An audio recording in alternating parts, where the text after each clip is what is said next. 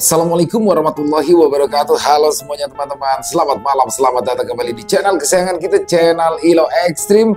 Dan dimanapun teman-teman berada, semoga teman-teman selalu dalam keadaan sehat walafiat tanpa kekurangan satu apapun. Amin, amin ya robbal alamin. Pada kesempatan yang baik ini kami akan membawakan satu kisah favorit kita semua, yaitu kisah Bang Pian. Wow, kisah dari Mas Untung Prasetyo. Tapi sebelum kita masuk ke dalam kisahnya, buat teman-teman mungkin yang belum subscribe, bisa diklik dulu tombol subscribe. Jangan lupa lonceng notifikasinya dinyalakan agar teman-teman selalu mendapatkan notifikasi dari konten-konten yang akan kami upload di setiap harinya. Kami juga ingin mengucapkan terima kasih ya kepada seluruh teman-teman yang sudah selalu setia hadir, yang sudah selalu mendukung kami, karena teman-temanlah kami selalu bersemangat berkarya di setiap harinya. Dan gak pakai berlama-lama lagi, pasti udah gak sabaran kan buat denger celotehannya Bang Pian. Langsung saja kita masuk ke dalam kisahnya. Budak horor on! Arwah yang terkunci di rumah angker. Kisah Bang Pian. Beberapa hari setelah kejadian di rumah angker itu, Bang Pendi merasa hari-harinya tidak lagi tenang. Setiap malam, ia terus dihantui mimpi yang sama. Mimpi tentang sosok perempuan muda dengan wajah pucat dan tatapan kosong. Dan perempuan itu adalah sosok yang dilihatnya ketika Bang Pendi masuk ke masa lalu di dalam rumah angker itu. Di dalam mimpinya itu, sosok perempuan tersebut tidak berkata apa-apa, tetapi kehadirannya cukup untuk membuat Bang Pendi terbangun dengan keringat dingin dan dada yang berdebar. Mimpi itu terasa lebih seperti sebuah pesan daripada sekedar bayangan masa lalu. Setiap kali perempuan itu muncul, dia seolah-olah menunjuk ke sesuatu yang tidak jelas, memberikan isyarat agar Bang Pendi melakukan sesuatu. Sosok itu sering terlihat menangis diam-diam dengan air mata yang terus mengalir di pipi. Tatapan matanya yang kosong menyimpan kesedihan yang mendalam, seakan menyampaikan bahwa ia masih terjebak di antara dunia mereka yang hidup dan yang telah tiada. Karena mimpi-mimpi itu, Bang Pendi pun mulai merasa terganggu. Pada awalnya, ia mencoba mengabaikannya dan menganggap semua ini sebagai efek dari trauma kejadian di rumah angker. Namun, semakin lama, mimpi-mimpi itu terasa nyata seperti panggilan yang tidak bisa ia abaikan. Perempuan itu tampak sangat mendesak, dan semakin sering ia muncul, semakin besar tekanan yang dirasakan oleh Bang Pendi. Di tengah kebingungannya, Bang Pendi mencoba mencari jawaban dengan berzikir dan meminta petunjuk dalam doa. Namun, tidak ada kejelasan yang ia dapatkan. Malam-malamnya terasa menjadi semakin berat sampai akhirnya ia memutuskan untuk menceritakan ini kepada Bang Pian. Yan, kayaknya kita kagak bisa tinggal diem dah, ujar Bang Pendi yang membuat Bang Pian menatap penuh curiga. Muter-muter aja lu, Pen. Lagian Pan, lu kan emang harus gerak ya biar dapat orderan. Lah kalau lu diem aja mana ada yang mau ngasih hidup, balas Bang Pian sambil tersenyum. Ini perkara di rumah angker itu, Pian, gue serius ini, lu mah banyakan bercanda. Gerutu Bang Pendi yang sore itu sedang bersama Bang Pian di pangkalan ojek tempat biasa Bang Pendi mencari penumpang. Bang, apa sih lu? Emang tuh setan masih ngegangguin? Tanya Bang Pian penasaran. Ya sebenarnya mah kagak ngeganggu, cuma udah 3 malam ini nih tuh perempuan datang mulu di mimpi gua. Kayaknya dia mau minta tolong, Dayan, jawab Bang Pendi dengan wajah serius. Ya kalau gitu nanti malam dah, biar gue usir aja tuh demit, biar kagak ngeganggu lu lagi, balas Bang Pian dengan tenang. Dah, jangan diusir Sopian, kesianan dia. Lagi apa sih lu? Biasanya bener-bener nolong orang, ujar Bang Pendi yang membuat Bang Pian terdiam. Pendi, gua tuh cuma pengen lu kagak lagi ada urusan sama urusan yang kayak begini. Gua takutnya lu ngapa-ngapa lagi, dan ntar ujung-ujungnya gua lagi aja yang domelin emak bapak lu, balas Bang Pian yang membuat Bang Pendi terdiam. Lagian lu tahu kagak, itu rumah emang udah dipantekin sama orang sakti, bakal ngurung tuh sukma perempuan. Pokoknya ribet dah kalau sampai kita ikut campur, imbu Bang Pian menjelaskan. Mendengar penjelasan dari Bang Pian, Bang Pendi hanya bisa terdiam sambil merenungkan kata-kata sahabatnya. Dia tahu apa yang dikatakan oleh Bang Pian memang benar adanya. Urusan dengan dunia gaib memang tidak pernah sederhana, apalagi jika sudah sampai melibatkan energi kuat yang sengaja dipasang untuk mengurung sosok tertentu. Namun Bang Pendi merasa hatinya berat untuk mengabaikan mimpi-mimpi itu. Sosok perempuan yang terus hadir dalam tidurnya tampak sangat membutuhkan pertolongan. Bang Pendi yakin ini bukan sekedar halusinasi atau gangguan, tapi mungkin ini adalah panggilan untuk menyelesaikan sesuatu yang belum tuntas. Sore itu, setelah percakapan dengan Bang Pian, Bang Pendi kembali melanjutkan pekerjaannya, namun pikirannya terus melayang pada rumah angker dan sosok perempuan itu. Dia merasa seperti terjebak di persimpangan antara mengikuti naluri untuk membantu atau menghindari resiko besar yang bisa datang dari campur tangannya dalam urusan dunia lain. Di malam harinya, saat suasana di rumah mulai tenang, Bang Pendi memutuskan untuk mencoba pendekatan lain. Ia mengambil wudhu, menenangkan diri, dan mulai bermunajat. Dalam doanya, ia meminta petunjuk. Apakah benar ia harus membantu sosok itu atau cukup menghentikan mimpinya dengan doa-doa perlindungan? Bang Pendi ingin memastikan keputusan yang akan diambilnya ini bukan karena rasa penasaran semata, tetapi karena benar-benar ada panggilan untuk kebaikan. Namun, setelah beberapa saat berdoa, perasaan itu semakin kuat.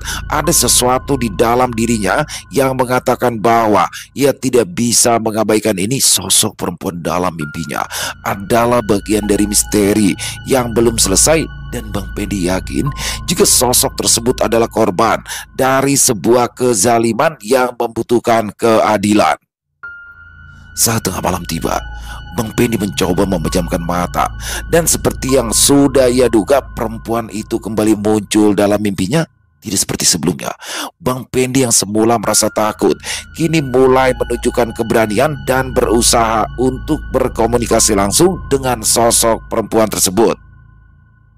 Namaku Marlina, dan yang seperti telah kau ketahui, aku adalah korban dari kejahatan orang-orang yang aku sayangi, ujar sosok perempuan yang mengaku bernama Marlina itu. Dalam mimpinya malam itu, Bang Pendi merasa seolah tubuhnya tidak bisa digerakkan, tetapi pikirannya tetap sadar. Sosok Marlina berdiri dengan tenang di depannya, wajahnya tetap pucat dengan tatapan kosong, tetapi suaranya kali ini terdengar lebih lembut dan penuh rasa duka. Mereka adalah adik kandungku dan juga suamiku, yang seharusnya mereka melindungiku, tetapi justru malah merenggut nyawaku, ujar sosok Marlina yang membuat Bang Pendi tersentak mendengarnya. Bang Pendi merasa tubuhnya kaku, seperti ditahan oleh sesuatu yang tidak terlihat, tetapi pikirannya terus berputar mencoba mencerna kata-kata Marlina. Pernyataan bahwa yang merenggut nyawanya adalah adik kandung dan suaminya itu membuat dada Bang Pendi berdebar dengan keras, bercampur rasa ngeri dan juga iba. Lah, mengapa dia pada tega yang ngelakuin itu ya? Pikir Bang Pendi dalam hati, meskipun dia tidak bisa mengeluarkan suara. Harta dan juga ambisi, itu adalah alasan mereka. Aku memiliki warisan keluarga yang seharusnya untuk kami bertiga. Namun, mereka memandangku sebagai penghalang. Adikku menghasut suamiku, pria yang sudah aku percayai sepenuh hati untuk bersekongkol dengannya, ujar Marlina yang seolah bisa membaca apa yang sedang difikirkan oleh Bang Pendi. Marlina berhenti sejenak, seakan-akan kenangan itu terlalu menyakitkan untuk dilanjutkan. Namun, akhirnya ia kembali berbicara, suaranya bergetar meskipun tetap lembut. Mereka meminumkan racun padaku, lalu menggantung tubuhku untuk membuatnya terlihat seperti bundir. Semua orang percaya itu, bahkan keluargaku pun mengira aku lemah dan menyerah pada hidup. Imbu Marlina menceritakan, air mata perlahan mengalir di wajah pucat Marlina, tetapi ia tetap memandang Bang Pendi dengan penuh harapan. Tolong aku ingin mereka mendapatkan hukuman yang setimpal. Walau kebenaran atas kematianku tidak pernah terungkap, tapi yang jelas aku ingin tenang dan ingin membalas semua perlakuan mereka. Dan aku juga tidak ingin selamanya berada di rumah itu, ujar Marlina dengan wajah penuh harap. Bang Pendi mendengar kata-kata Marlina dengan hati yang bercampur aduk, ada rasa iba, takut, dan tanggung jawab yang berkecamuk dalam dirinya. Meski tubuhnya tetap terasa berat seperti tertahan, pikirannya bekerja keras mencerna apa yang baru saja dikatakan oleh Marlina. Marlina kembali menatap Bang Pendi dengan tatapannya yang penuh kepedihan namun juga harapan. Mereka membayar seorang dukun untuk menahan sukmaku agar aku tidak bisa bebas dan menuntut balas. Aku terjebak di antara dunia ini dan dunia berikutnya. Setiap upayaku membebaskan diri akan membuat sosok gaib peliharaan dukun itu marah. Namun aku tahu kau dan temanmu itu dapat menemukan jalan untukku, karena kalian memiliki hati yang tulus dan kemampuan untuk melawan kekuatan itu. Bang Pendi lalu terbangun dengan jantung yang berdegup kencang, keringat dingin mulai membasahi tubuhnya. Dia tidak pernah menyangka jika sosok arwah yang ditemuinya di rumah angker bersama Mas Toro itu akan menceritakan semua yang dialaminya sebelum dan sesudah kematiannya.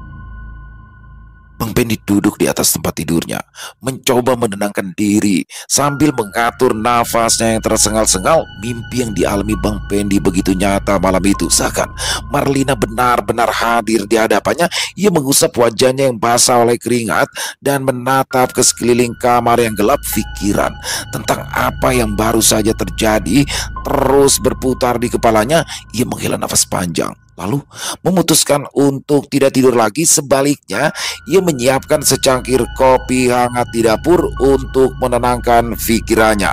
Dalam hatinya, ia merasa perlu berbicara lagi dengan Bang Pian yang menurut Marlina memiliki kemampuan melawan kekuatan gelap tersebut. Keesokan harinya, Bang Pendi pun kembali menemui Bang Pian di rumahnya. Di teras rumah Bang Pian yang sederhana, Bang Pendi duduk di kursi sambil menyeruput kopi hitam yang disajikan oleh Intan. Begitu, ia tidak sabar untuk kembali membicarakan soal mimpi-mimpinya dengan Marlina. Bang Pian yang sedang memperbaiki rantai motornya di halaman depan mendengarkan setengah hati sambil sesekali menghela nafas panjang. Yan, gue tahu lu mungkin mikirnya ini ribet atau kagak penting sama sekali. Tapi kalau menurut gue ya, kesian dah tuh perempuan, dia udah dijolimin, Yan, ujar Bang Pendi dengan wajah serius. Pen, gua gak pernah bilang kalau ini hal kagak penting. Tapi masalahnya ini bukan urusan sembarangan, coy. Kan kemarin gua udah bilang kalau ada dukun yang ikut campur di urusan ini. Jadi yang kita lawan nanti bukannya sosok arwah entuh, tapi dukun ama piaraan-piaraannya, ujar Bang Pian sambil mendekat ke arah Bang Pendi. Ya justru itu, Yan. Kalau kita kagak ngelakuin sesuatu mah, ya Marlina bakalan terus kejebak. Dan mungkin gue juga bakalan terus diganggu, balas Bang Pendi dengan nada setengah putus asa. Buset dah, ini bocah wangkang banget ya. Kagak ngerti banget kok dikata bahaya mah, ujar Bang Pian sambil menghela nafas berat, lalu duduk di kursi di seberang Bang Pendi. Kalau gitu sekarang lu telepon Ardi dah. Apa lu samperin aja ke rumahnya? Kalau kata dia oke, gue juga ngikut. Pokoknya gue mah ya, apa kata si Ardi aja, imbu Bang Pian yang langsung membuat Bang Pendi tersenyum lalu beranjak pergi untuk menemui Ardi. Bang Pendi merasa lega setelah Bang Pian akhirnya setuju. Meski dengan syarat melibatkan Ardi, ia segera melangkah keluar rumah dengan semangat, bertekad untuk menyelesaikan masalah yang terus menghantui pikirannya. Sesampainya di rumah Ardi, tanpa banyak basa-basi, Bang Pendi pun langsung menceritakan pengalaman mimpinya dengan Marlina dan diskusi terakhirnya dengan Bang Pian. Ardi mendengarkan dengan serius, sesekali ia mengangguk sambil mengelus-ngelus dagunya. Kalau begitu, kayaknya kita perlu buat rencana nih, Bang. Soalnya ini bukan persoalan biasa, tapi ya kasus lumayan berat. Abang juga harus bisa ngedapetin kunci rumah itu lagi. Dan mau gak mau kan, abang harus nemuin Mas Toro. Soalnya kan cuma dia yang tahu siapa yang punya kunci rumah itu, ujar Ardi menjelaskan. Ya, Di, Kalau lu oke, katanya Pian juga oke. Kalau begitu, mending kita ke rumah Pian aja kali ya dia. Hah, di sana kan kita bisa ngobrol, ngobrolnya juga enak, lebih leluasa. Balas Bang Pendi sambil tersenyum. Ardi mengangguk setuju. Dan setelah itu, mereka pun segera menuju ke rumah Bang Pian. Sesampainya di sana, Bang Pian sudah menunggu di depan rumah, duduk di bangku panjang dengan secangkir kopi di tangannya. Buset, cepet amat lu pada. Baru juga mau nelpon, nanya jadi kemari apa kagak, ujar Bang Pian sambil berdiri menyambut mereka. Yan, kita kayaknya kudu ngobrol serius ini Yan, dan kita butuh rencana yang matang, ujar Bang Pendi sambil langsung duduk di sebelah Bang Pian. Jangan mateng-mateng, ntar cepet busuk, enakan juga yang masih mangkal. Balas Bang Pian sambil tertawa. Suwe bener lu mah, kagak bisa ngomong serius kalau malu mah. Gumam Bang Pendi yang mulai terlihat sedikit kesal. Pen, lu tahu kagak? Sebenarnya gua sama Ardi udah tahu perkara sosok arwah perempuan yang ada di rumah entuh. Bukannya kita berdua kagak mau nolongin dia, tapi emang di rumah entuh ditutup sama energi gelap yang berlapis-lapis. Tujuannya apa? Ya bakal ngurung tuh sukma perempuan, ujar Bang Pian yang membuat Bang Pendi menganggukkan kepalanya. Awalnya gua sama Ardi yang mau bantu nolongin tuh arwah, soalnya gua kagak pengen lu kena imbasnya lagi. Ntar gua lagi yang kena semprot maba balu, imbu Bang Pian lagi. Iya, gua tahu. Terus kita kudu pergi mana ini? Tanya Bang Pendi dengan wajah yang terlihat semakin serius. Sekarang lu cari aja dah Mas Toro dah. Lu pinjem kunci tuh rumah. Ntar kalau udah dapet kuncinya, biarin gua sama Ardi aja yang datang ke rumah tuh, ujar Bang Pian menjelaskan. Bang Pendi mengangguk faham, walau dalam hatinya masih ada rasa khawatir. Oke Dayan, gua bakalan nyari Mas Toro dulu. Tapi lu yakin mau ngurusin ini berdua doang? Kayaknya berat banget ini masalahnya, tanya Bang Pendi penasaran. Jangan khawatir lu Pen, gue sama Ardi mau udah sering ngurusin yang kayak begini. Tapi emang kali ini rasanya rada beda. Soalnya ada campur tangan dukun sama energi gelap yang kayaknya kuat. Makanya kita kudu pelan-pelan, kagak boleh gegabah, balas Bang Pian sambil menepuk pundak Bang Pendi lalu tersenyum tipis. Apa yang dibilang sama Bang Pian bener banget Bang Pendi. Kita harus hati-hati. Kalau kita sampai salah langkah, bukannya nolong arwah Marlina, malah bisa jadi kita yang kena bahaya. Yang penting sekarang kita harus bisa dapetin kunci rumah itu dulu. Nah, setelah itu kita bakal ke sana. Ibu Ardi yang sejak tadi hanya dia mendengarkan. Setelah mendengarkan apa yang dikatakan oleh Bang Pian dan Ardi, Bang Pendi seolah mendapat semangat baru. Tanpa membuang waktu lagi, Bang Pendi pun segera bersiap untuk mencari Mas Toro. Dia tahu tugasnya ini hanya langkah pertama, tapi ia percaya pada Bang Pian dan juga Ardi untuk bisa menangani sisanya. Di sisi lain, ia juga merasa beban moralnya untuk membantu Marlina yang terus mendatanginya lewat mimpi seakan berkurang. Karena baru mengenal Mas Toro, Bang Pendi pun dibuat kesulitan untuk mencarinya. Tapi karena Bang Pendi memiliki banyak teman dan juga kenalan, akhirnya dia bisa menemui Mas Toro di rumahnya dan langsung mengutarakan apa yang ingin dilakukannya bersama Bang Pian dan juga Ardi. Waduh bang, saya bukan nggak mau bantu, tapi rumah itu sudah bikin saya trauma. Lagian saya juga sudah mengembalikan kuncinya ke pemilik rumah itu. Emangnya yang punya rumah siapa sih Mas? Tanya Bang Pendi dengan nada penasaran. Namanya Pak Warso. Saya balikin kunci rumah itu waktu saya putusin gak jadi beli rumahnya Bang. Dia juga kayaknya gak terlalu peduli deh soal rumah itu. Soalnya katanya mau dijual murah aja biar cepat laku, balas Mas Toro menjelaskan. Begini aja deh Mas ya, sekarang gantian nih, gue yang minta tolong sama lu Mas. Tolong anterin gue ke rumah Pak Warso. Bilang aja ada temen lu yang mau ngeliatin tuh rumah lagi, ujar Bang Pendi dengan wajah penuh harap. Pan kalau Gunyang tiba-tiba ke sono, ntar ada yang malah ribet urusannya. Kalau ada lupan enak Mas, imbu Bang Pendi lagi. Mas Toro terdiam. Ia tampak ragu dengan permintaan Bang Pendi. Ia mengusap wajahnya, terlihat masih trauma dengan pengalaman sebelumnya. Namun melihat kesungguhan dari Bang Pendi, ia akhirnya menghela nafas panjang. Waduh Bang, tapi ini beneran cuma buat lihat-lihat rumahnya lagi kan? Bukannya mau macem-macem kan? Tanya Mas Toro dengan nada khawatir. Iya Mas, gue janji gue cuma mau lihat rumahnya lagi dan mau nyelesain sesuatu. Tapi gue butuh kuncinya. Jadi mohon banget bantuannya ya, buat ngomong ke Pak Warso ya, jawab Bang Pendi meyakinkan. Ya deh bang, tapi saya cuma bantu nganter dan ngomong ke Pak Warso aja ya. Dan urusan selanjutnya saya lepas tangan bang. Saya nggak mau ke rumah itu lagi, apalagi sampai masuk ke dalam. Balas Mas Toro yang bersedia mengantarkan Bang Pendi ke rumah Pak Warso, pemilik rumah angker tersebut.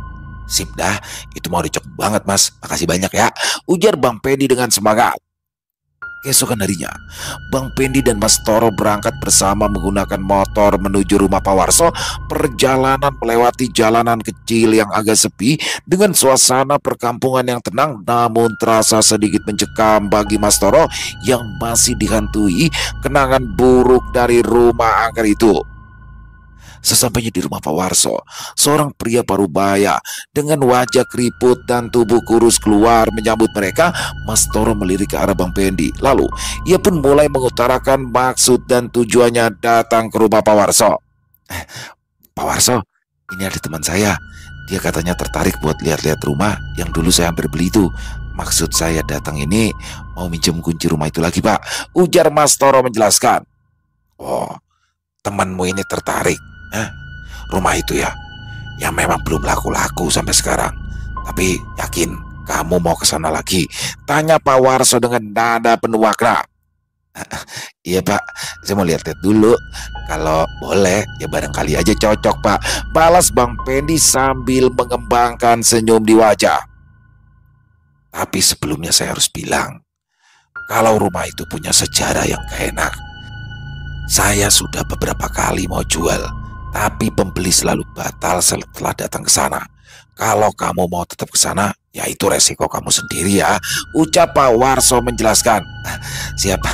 Paham saya Pak, jawab Bang Pendi singkat. Setelah menjelaskan dan mendapat persetujuan dari Bang Pendi, Pak Warso pun masuk ke dalam rumah. Kemudian kembali dengan membawa sebuah kunci tua yang terlihat usang. Ia menyerahkannya ke Bang Pendi dengan tatapan serius. Bang Pendi mengambil kunci itu sambil mengucapkan terima kasih, sementara Mas Toro terlihat agak lega karena tugasnya selesai dan segera berpamitan pada Pak Warso. Kini Bang Pendi membawa kunci rumah angker itu, langkah awal untuk menyelesaikan misteri yang terus menghantuinya. Terima kasih ini Mas Toro, sekarang gua harus ke rumah Pian buat nganter gua ke sono, ujar Bang Pendi sambil bersiap-siap meninggalkan tempat itu. Pokoknya hati-hati bang, jangan lupa kalau ada apa-apa kabari ya, balas Mas Toro sambil menganggukkan kepalanya dan berharap semua akan berjalan baik. Dengan kunci di tangan, Bang Pendi melanjutkan perjalanannya membawa harapan untuk mengungkap kebenaran di balik kisah tragis Marlina. Bang Pendi melajukan motornya dengan penuh semangat, meskipun di hatinya bercampur aduk antara keberanian dan kekhawatiran. Kunci rumah angker itu kini berada di kantong celananya, terasa berat bukan karena ukurannya, melainkan oleh tanggung jawab besar yang dibawanya. Dia tahu keputusan ini bukan hanya untuk menyelamatkan arwah Marlina, tetapi juga untuk membebaskan dirinya dari rasa penasaran yang terus menghantuinya. Udah dapet tuh kunci Pen? Wah, kan main cepet amat, tanya Bang Pian yang merasa heran dengan apa yang telah dilakukan oleh Bang Pendi. Jangan kata kunci rumah Yan, kunci Inggris saja yang bahasanya gua agak paham bisa gua ambilin. Nih kunci rumahnya, tadi gua langsung ke rumah yang punya, diantar sama Mas Toro, ibu Bang Pendi sambil menunjukkan kunci tua itu. Ujuk, nih kunci udah bekarat begini, kayaknya udah lama banget ini. Jangan-jangan ini emang asli nih, rumah dari zaman agresi Belanda kali ya, gumam Bang Pian sambil memandangi kunci rumah tersebut. Mending kalau zaman Belanda Yan, yaitu gua rasa mah kayaknya dari zaman kerajaan Majapahit. Balas Bang Pendi sambil tertawa kecil. Bisa aja lu tunggu lama tung, saut Bang Pian yang membuat Ardi dan Bang Pendi tertawa. Terus jadi kapan kita mau kesananya Bang? Tanya Ardi kepada Bang Pian. Termalam aja deh habis maghrib ya dia, balas Bang Pian dengan tenang. Ngomong-ngomong, gue ikut kagak Yan? Masa iya gue kagak hadir? Ntar bagaimana kalau Marlina nyariin gue? Ujar Bang Pendi sambil tersenyum. Bujuk, kan kemarin gue udah bilang jangan, balas Bang Pian yang tetap melarang Bang Pendi untuk ikut. Ya gue ikut deh Yan, di teras rumahnya aja kagak apa-apa, Boleh ya, Sohib, boleh. Pinta Bang Pendi dengan wajah penuh harap. Udah bang, biarin aja. Biarin Bang Pendi ikut. Tapi Bang Pendi jangan masuk ya. Balas Ardi yang langsung membuat Bang Pendi tersenyum lebar. Bang Pian menghela nafas panjang, menatap Bang Pendi dengan ekspresi kesal dan pasrah.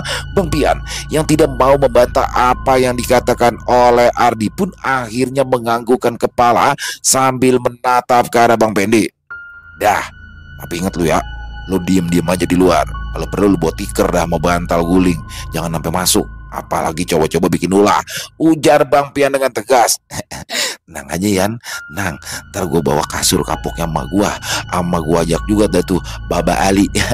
Biar seru ngobrol sambil ngopi, balas Bang Pendi sambil tertawa. Tenang aja deh Yan, gue mah jago kalau cuma duduk di teras, ujar Bang Pendi sambil terkekeh meskipun wajahnya menunjukkan tekad serius. Oke bang, berarti nanti kita ketemu di tempat biasa habis maghrib ya. Soalnya saya ada pengajian sore ini, sambung Ardi yang langsung disambut anggukan kepala oleh Bang Pendi dan juga Bang Pian. Setelah obrolan selesai, mereka semua sepakat untuk memanfaatkan waktu yang tersisa sebelum malam tiba. Bang Pendi, Ardi dan Bang Pian pulang ke rumah masing-masing untuk beristirahat, memastikan stamina mereka cukup kuat untuk menghadapi malam yang mungkin akan penuh dengan kejadian tak terduga. Bang Pendi berbaring di atas tempat tidurnya, tetapi pikirannya terus dipenuhi bayangan rumah angker itu dan sosok Marlina. Ia menggenggam kunci tua yang diberikan oleh Pak Warso lalu menatapnya lama. Semoga aja semuanya bisa kelar nih malam dan dia bisa tenang, gumamnya pelan sebelum akhirnya terlelap. Malam perlahan mendekat. Udara terasa semakin dingin dan suasana semakin sunyi. Ketiganya tahu apa yang akan mereka hadapi ini bukanlah hal yang sepele. Semua bersiap dengan mental yang kuat untuk mengungkap misteri yang telah mengikat rumah angker itu dengan tragedi masa lalu Marlina. Selepas sholat maghrib, Bang Pian dan Ardi menyusuri jalan dengan motor menuju perumahan tempat rumah angker itu berada. Suasana sepanjang perjalanan terasa sedikit mencekam mungkin karena bayangan tentang apa yang akan mereka hadapi. Sementara itu, Bang Pendi sudah tiba lebih dulu di depan rumah yang kini berdiri seperti bayangan gelap di tengah malam yang mulai merayap. Bang Pendi memarkirkan motornya di seberang jalan. Ia berdiri memandangi rumah itu dengan rasa penasaran sekaligus rasa takut yang mulai menjalar. Penerangan jalan yang redup menambah kesan suram rumah itu. Pintu gerbangnya sedikit terbuka, memberikan pemandangan ke halaman yang dipenuhi ilalang tinggi. Tak lama kemudian, suara motor Bang Pian dan Ardi terdengar mendekat. Mereka berhenti di samping Bang Pendi. Pen, lu udah lama sampai di mari? Tanya Bang Pian sambil melirik rumah itu dengan wajah serius. Baru 5 menit, tapi gue sempet ngerasa sih kayak udah ngintip tuh dari jendela, ujar Bang Pendi sambil menunjuk jendela rumah yang gelap. Udah biasa itu, jangan kepancing dah. Fokus kita sekarang bakal nyari tahu nih apa yang kudu kita lakuin. Bakal nolongin si Marlina, balas Bang Pian tegas. Tidak beberapa lama, datang sebuah motor metik yang dikendarai oleh 2 orang. Dan betapa terkejutnya Bang Pendi ketika tahu yang datang saat itu adalah Mas Toro bersama adik lelakinya. Mas Toro turun dari sepeda motor dengan raut wajah yang tegang. Sementara adiknya yang mengenakan jaket hitam tampak lebih tenang tetapi memancarkan kesan waspada. Mas Toro membawa sebuah senter kecil, seakan sudah mempersiapkan diri untuk sesuatu. Tanpa berkata sepatah kata pun, ia berjalan mendekat dengan adiknya mengikuti dari belakang. Tatapannya bertemu dengan Bang Pendi, lalu berpindah ke Bang Pian dan Ardi. Lah, katanya udah kagak bakalan mau kemari lu Mas, ujar Bang Pendi sambil menatap Mas Toro. Saya penasaran Bang, saya mau tahu apa rumah ini bisa dibersihkan. Dan saya cuma mau lihat-lihat dari luar aja kok, balas Mas Toro menjelaskan. Pas banget ya, jadi lu ada temen di mari Pen, saut Bang Pian sambil tersenyum. Ya juga ya, tapi gue curiga nih sama Mas Toro. Jangan-jangan dia emang masih minat nih bakal beli di rumah, ucap Bang Pendi sambil melirik ke arah Bang Pian dan Ardi. Jujur sih iya Bang, makanya saya mau memastikan rumah ini bisa ditempati dengan aman apa enggak, balas Mas Toro menjelaskan. Lah, Bisa banget ya. Yang penting mah ada komisinya, Mas. Bener kagak, Yan? Ucap Bang Pendi yang merasa senang malam itu. Dasar Satria Baja Hitam, lu pikirnya komisi mulu. Bodoh amat. Gua Mardi kagak ikut-ikutan. Yang penting gua mau nolongin orang yang udah dijolimin di rumah ini. Titik. Balas Bang Pian yang langsung membuka pintu pagar rumah angker itu dengan tenang. Wah, teman abang kok bisa berani kayak gitu ya, Bang? Mukanya nggak nunjukin rasa takut, tanya Mas Toro kepada Bang Pendi sambil menatap ke arah Bang Pian dan Ardi yang sudah memasuki halaman rumah itu. Wah, kalau dia berdua mah udah kagak punya urat takut. Urat-urat takutnya kayaknya udah pada putus. Kalau urusan soal perdemitan, tuh orang berdua udah pengalaman, balas Bang Pendi menjelaskan. Suasana mencekam pun mulai dirasakan oleh Bang Pian dan Ardi. Ketika Bang Pian memutar kunci tua itu di lubang pintu, suara derit pelan terdengar. Menggema di udara malam yang sunyi, pintu utama rumah angker itu terbuka perlahan, memperlihatkan kegelapan pekat di dalamnya. Bau pengap langsung menyeruak, seakan-akan udara di dalam rumah itu sudah terlalu lama tidak bergerak. Bang Pian dan Ardi melangkah masuk dengan hati-hati. Mereka membawa senter masing-masing yang sinarnya memantulkan bayangan panjang di dinding-dinding kusam. Langkah kaki mereka terdengar jelas di atas lantai, menciptakan irama menyeramkan di tengah kesunyian. Suasana mencekam mulai terasa seperti ada sesuatu yang mengawasi setiap gerakan mereka. Ruangan pertama yang mereka masuki adalah ruang tamu. Dindingnya terlihat kusam dengan beberapa bagian yang catnya sudah terkelupas. Perabotan tua berlapis debu, tampak seperti saksi bisu dari kejadian masa lalu yang kelam. Udara terasa semakin berat, seolah-olah ada energi yang menekan mereka dari segala arah. Ardi berhenti sejenak memeriksa ruangan dengan tatapan tajam, sementara Bang Pian memimpin langkah ke arah ruang tengah. Bang Pendi dan Mas Toro yang tetap berdiri di luar rumah mencoba menahan kegelisahan yang mulai merambat di hati mereka. Rasa takut bercampur penasaran mulai menghiasi wajah mereka di dalam rumah. Suasana semakin mencekam. Lampu senter Ardi tiba-tiba saja redup sebentar sebelum kembali menyala.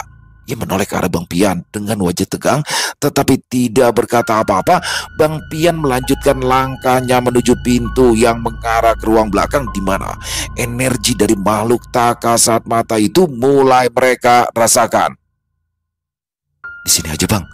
Coba kita lihat apa yang dulu pernah terjadi di rumah ini, ujar Ardi sambil menunjukkan sebuah tempat di ruang tengah yang terasa memiliki energi besar. Ya udah dah, ayo dah kita mulai, Di, balas Bang Pian yang langsung membersihkan debu di lantai yang akan ia gunakan untuk duduk. Ardi dan Mupian yang telah memikirkan cara untuk membantu sosok Marlina pun memulai meditasi mereka di ruang tengah rumah tersebut. Tidak lupa, Bang Pian pun kembali memanggil sosok Wiratungga untuk menjaga tubuh mereka ketika mereka meraga sukma nanti. Dengan penuh keyakinan, Bang Pian dan Ardi duduk bersila di ruang tengah rumah yang penuh dengan energi gelap itu. Sinar bulan yang masuk dari jendela yang pecah sebagian memberikan penerangan samar, mempertegas suasana mistis di ruangan itu. Mereka menyiapkan diri untuk peraga sukma, untuk membantu Marlina dan mengungkap misteri yang mengurungnya. Bang Pian mengambil nafas dalam-dalam, lalu melantunkan doa pelindung dengan penuh keyakinan. Begitu juga Ardi yang dengan tenang merapalkan doa khusus yang sudah dipersiapkan. Energi di ruangan mulai terasa berubah. Udara semakin berat dan getaran halus dapat dirasakan di sekitaran mereka. Sosok Wiratungga terlihat sudah hadir di antara Bang Pian dan juga Ardi. Aku datang, Raden, ujar Wiratungga bergema lembut di kepala Bang Pian, memberikan rasa aman kepada mereka berdua. Sosok itu tidak tampak secara kasat mata, tetapi auranya terasa jelas berdiri di antara mereka seperti seorang penjaga yang siaga. Wira, lu tolong jagain tubuh gua sama Ardi ya. Pokoknya jangan sampai ada ancaman ya, ucap Bang Pian dalam hati. Setelah itu, Bang Pian dan Ardi menutup mata mereka. Nafas mereka melambat dan secara bertahap jiwa mereka mulai meninggalkan tubuh fisiknya. Dalam hitungan detik, mereka merasakan kesadaran mereka berpindah ke alam yang berbeda, dimensi yang dipenuhi oleh energi-energi yang tidak terlihat oleh mata biasa. Ardi yang memimpin dalam perjalanan Sukma itu membawa Bang Pian menuju ke sebuah tempat yang terlihat sama dengan tempat mereka sebelumnya. Dan ketika mereka berada di ruangan yang tampak bersih dan rapi, Ardi dan Bang Pian pun mulai mendapatkan gambaran yang terlihat seperti kejadian di masa lalu. "Sekarang kita cari Marlinanya, Bang," ucap Ardi dengan tegas yang suaranya terdengar menggema. Tar dulu, Di. Gue penasaran sama tuh orang dah. Kayaknya dia lagi nyiapin sesuatu dah," balas Bang Pian sambil menunjuk seorang pria muda di dapur rumah itu yang tampak sedang menyiapkan minuman dingin. "Oh, dia lagi bikin sirup. Tapi kok dia kayak masukin puir ya ke gelas yang ada di ujung dah?" Ibu Bang Pian yang berjalan mendekat ke arah pria muda tersebut. "Sepertinya ini adalah awal mula dari misteri kematian Marlina, Bang," ucap Ardi sambil terus melihat pria tersebut menyiapkan minuman yang sudah diberikan racun tersebut. "Seta brengsek amat itu orang ya. Kalau gue ketemu mau gue injek-injek batang lehernya," gerutu Bang Pian dengan wajah yang kesal. Setelah itu Ardi dan Bang Pian pun mengikuti pria muda yang membawa 2 gelas besar berisi minuman dingin itu ke arah ruang tamu. Dan sama seperti yang dilihat oleh Bang Bendi, mereka juga melihat 2 orang perempuan muda yang sedang berbincang hangat sambil bersenda gurau. "Nah, kayaknya salah satu dari itu cewek itu Marlina, Di," bisik Bang Pian yang pandangan matanya terus menatap ke arah 3 orang yang tampak sangat akrab. "Sepertinya begitu, Bang," balas Ardi yang wajahnya mulai menunjukkan kesedihan dan emosi yang mulai melonjak.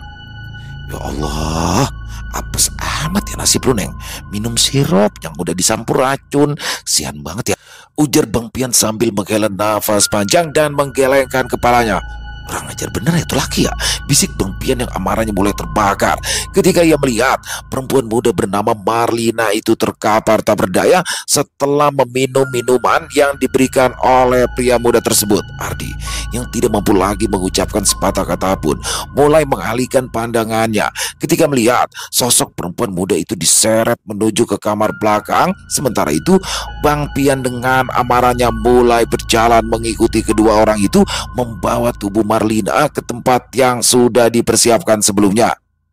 "Gila, dasar tuh manusia iblis, udah mati pakai segala mau digantung. Astagfirullahaladzim," ujar Bang Pian yang terlihat semakin kesal. "Tenang, Bang, itu semua sudah terjadi. Dan sebentar lagi kita akan tahu apa yang membuat Sukma Marlina terkurung di rumah ini, Bang," balas Ardi yang memang tak tega melihat perbuatan keji pria muda dan perempuan yang sepertinya sangat akrab dengan Marlina. Dan benar saja apa yang baru saja dikatakan oleh Ardi. Sebelum pria muda dan perempuan muda itu menggantung tubuh Marlina, mereka mengambil paksa rambut Marlina dan memotong rapi kuku tangan dan kaki dari mayat Marlina, lalu menyimpannya di sebuah kain putih, melipatnya dengan rapi. Dan setelah itu mereka membuat kematian Marlina seolah-olah murni gandir dan menghilangkan jejak pembunuhan yang telah terjadi. "Kunci buat membebaskan Sukma Marlina ada di kain putih itu, Bang. Dan sepertinya kain putih yang berisi rambut sama kuku itu masih ada di dalam rumah ini," ujar Ardi yang membuat Bang Pian mengerti. Dan benar saja apa yang disampaikan oleh Ardi. Setelah sosok pria muda itu selesai menggantung jasad Marlina, dia pun berjalan ke arah lemari tua yang ada di kamar itu, lalu menyimpan gulungan kain putih berisi rambut dan kuku Marlina di bagian yang sangat sulit dijangkau. Sehingga setelah bertahun-tahun lamanya, rahasia akan kematian Marlina pun tetap terjaga. "Lah, itu orang tahu-tahuan aja di cara bakal ngunci Sukma orang?" tanya Bang Pian penasaran. "Bisa jadi dia penganut ilmu hitam, Bang. Tapi apapun itu, biar dia mendapat balasan atas perbuatan keji yang sudah dia lakukan," balas Ardi dengan wajah yang kesal. "Ya udah dah, kalau begitu buruan kita ambil tuh barang, biar arwahnya Marlina bisa kembali ke alamnya dengan tenang," ucap Bang Pian yang disambut anggukan kepala oleh Ardi.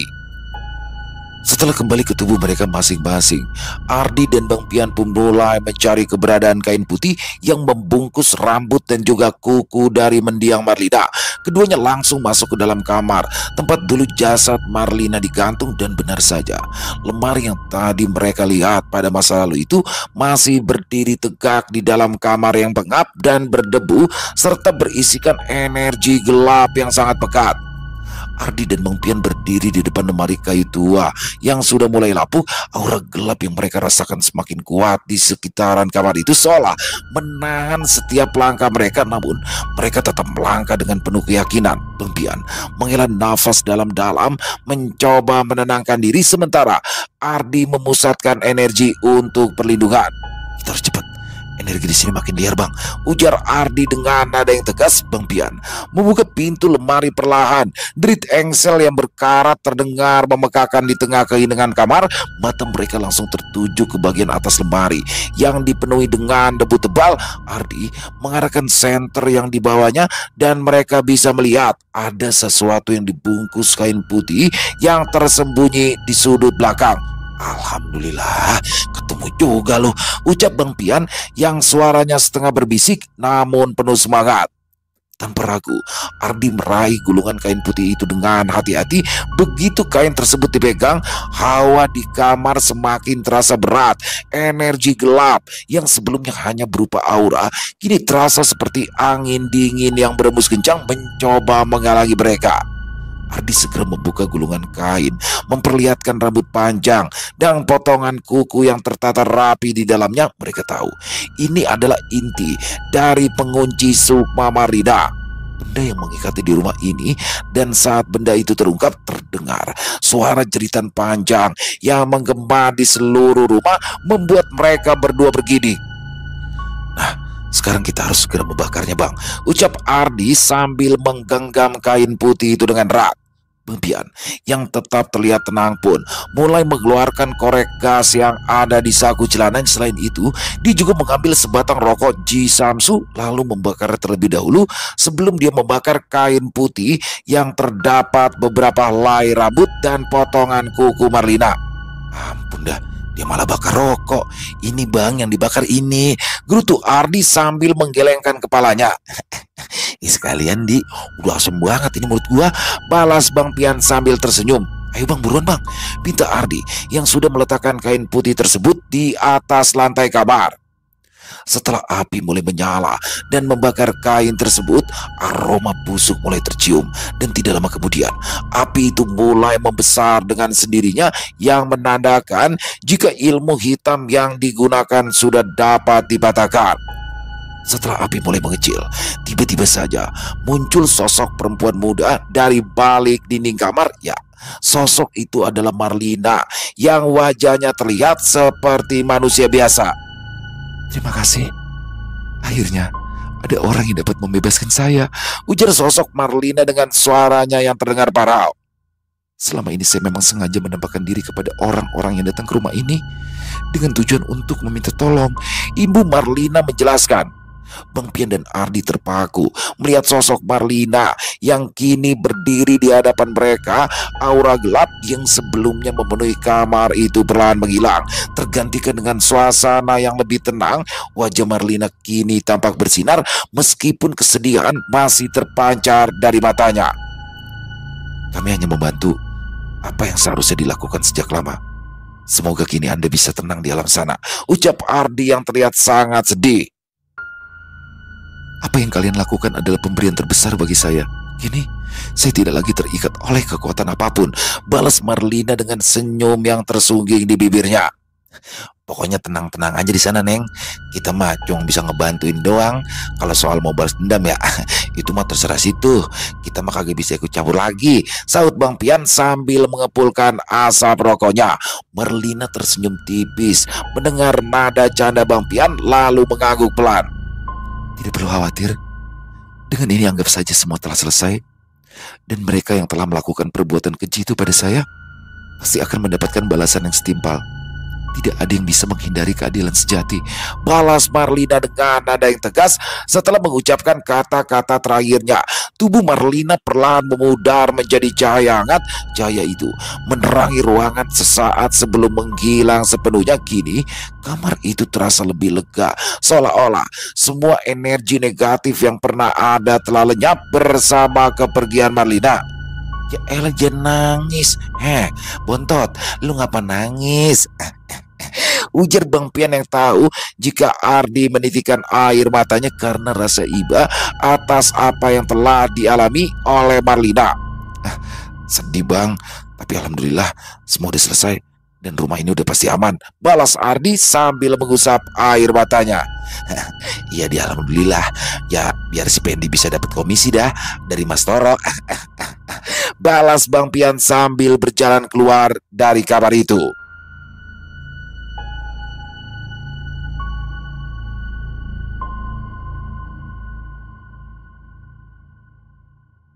Selesai. Wow, luar biasa kisah dari Mas Untung Prasetyo. Kisah Bang Pian. Wow, selalu makin asik aja ya. Bang Pindi jadi makin sering muncul nih si Satria Baja Hitam Kota Rominami ya. Dan pada kesempatan kali ini Ardi juga ikut beraksi bagaimana akhirnya Bang Pian dan Ardi berhasil membuka kunci ya yang telah menyegel Sukma Marlina dari zaman dulu tuh ya. Akhirnya berhasil dibebaskan dan saya suka tuh kata-kata terakhir dari Marlina. Jadi pembalasan itu akan datang sendiri.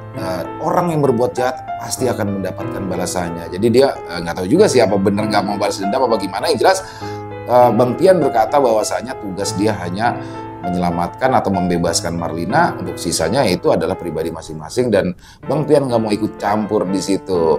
Dan apa namanya, Kota Rominami jadi dapat ini ya, jadi dapat persenan juga ya, dapat komisi ya, karena kan Mas Toro ternyata masih berminat nih sama apa namanya, sama rumah itu nih. Mudah-mudahan aja Bang Pendi jadi makin sering ikut dalam kisah Bang Pian ya, karena asik nih kolaborasinya Bang Pian, Bang Pendi, Ardi. Keren banget. Semoga kisah barusan bisa menghibur teman-teman semua ya, para pecinta penikmat horor misteri, lebih khususnya lagi kepada para subscriber dari channel Ilo Extreme. Dan terima kasih kepada Mas Untung Prasetyo atas izinnya kami untuk membawakan kisah yang luar biasa ini. Buat teman-teman mungkin yang punya komentar lain, yang punya pendapat lain tentang kisah barusan, bisa menuliskan di dalam kolom komentar ataupun hanya sekedar saling menyapa, silakan. Insya Allah kami akan membalas satu persatu. Buat teman-teman yang suka dengan videonya, bisa diklik tombol like-nya, tombol jempol, boleh juga dong dibantu share link videonya ke teman-teman yang lain agar juga ikut merasa terhibur. Dan buat teman-teman yang mungkin baru bergabung atau yang sudah lama bergabung tapi ternyata lupa nih, belum diklik tombol subscribe-nya, ayo dong bisa diklik dulu tombol subscribe. Jangan lupa lonceng notifikasinya dinyalakan agar teman-teman selalu mendapatkan notifikasi dari konten-konten yang akan kami upload di setiap harinya. Dan untuk channel Ilo Extreme ini kami upload setiap hari teman-teman ya, setiap malam jam 7 malam waktu Indonesia bagian Barat. Oh iya, buat teman-teman mungkin yang punya kisah horor misteri ya, yang diangkat dari kisah nyata yang berdasarkan pengalaman pribadi, apabila mungkin berkenan dibawakan di channel kami, silakan bisa mengirimkannya ke nomor telepon kami yang ada di bawah sini, dan bebas ya, dalam bentuk tulisan boleh, dalam bentuk rekaman suara boleh, pokoknya senyamannya teman-teman aja. Buat teman-teman yang sudah mengirimkan kisah, kami ucapkan terima kasih. Dan di akhir kata saya Ilo mengucapkan permohonan maaf apabila mungkin dalam pembawaan kisahnya barusan ada kata-kata saya yang salah ataupun ada kata-kata saya mungkin yang kurang berkenan di hati teman-teman. Saya mohon dibukakan pintu maaf yang seluas-luasnya. Sampai berjumpa lagi di konten-konten kami selanjutnya yang pasti tidak kalah ngerinya, yang pasti tidak kalah seramnya. Masih bersama saya Ilo di channel Ilo Extreme. Salam sehat, sukses selalu untuk kita semua. Assalamualaikum warahmatullahi wabarakatuh.